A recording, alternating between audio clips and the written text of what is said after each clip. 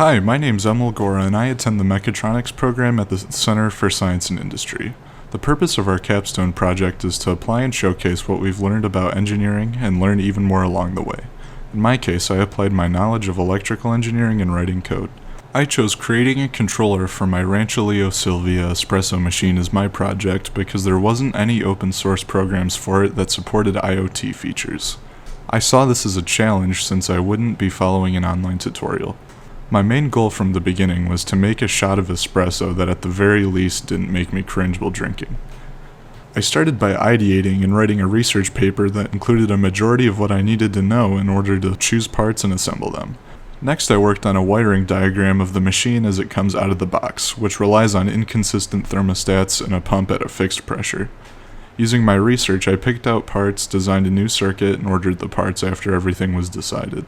I figured that by using an ESP32 microcontroller, which is essentially an Arduino with more processing power and a Wi-Fi card, I could automate the process of pulling a shot by controlling main parts of the machine. I wrote most of my project in Visual Studio Code and used a framework called ESP-Home. This framework uses configuration files called YAML files and a wide collection of libraries to compile code, rather than writing front-end code from scratch. The biggest rookie mistake I made on my first shot was leaving my grinder on a very coarse setting. This was also my first time using a SETA 270 grinder for espresso, since I used it for drip coffee previously. As you can see in this clip, the shot extracted way too quickly. At the time I didn't have any scripts written for the front panel switches or brew profiles, so I manually triggered my pump's phase angle loop and solenoid. I used my phone as a timer, which also kinda bothered me.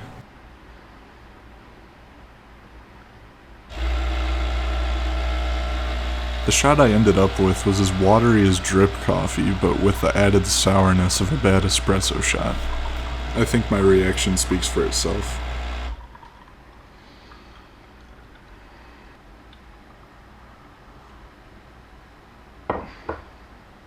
Fast forward after about a month of development and I had overcome most of my challenges. My grind size was properly dialed in and I scripted profiles to create a specific pump pressure at specific times through front-end settings. The mobile scale version of my front-end was finished too. Somewhere in between the last clip and this one, my mech teacher Mr. Spry tried a shot and I think we agreed it was pretty gross. At this point I was satisfied with how it tasted.